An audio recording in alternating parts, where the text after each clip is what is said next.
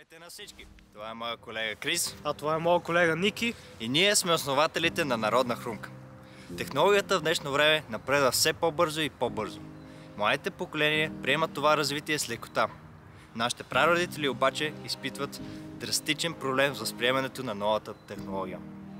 Според проучване на НСИ, 90% от възрастните над 65 годишна възраст изпитват затруднения, защото имат по-малко от 10% цифрови умения.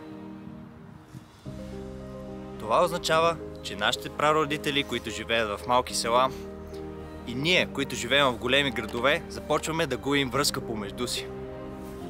Наше проучване показва, че 50%, само 50% от младежите посещават прародителите си, а другите 50% посещават рядко или почти никога.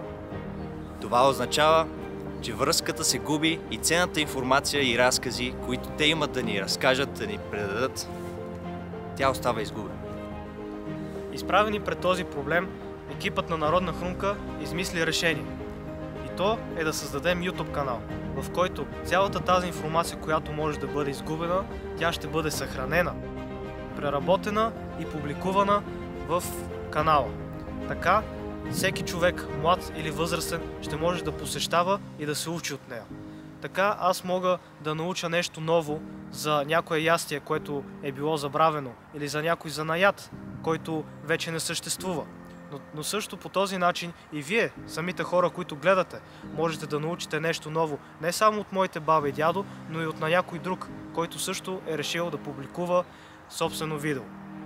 Ако пък се интересувате малко повече от това какво сме заснели, може да намерите пълните видеа с пълната информация на нашия Patreon. Благодарим ви!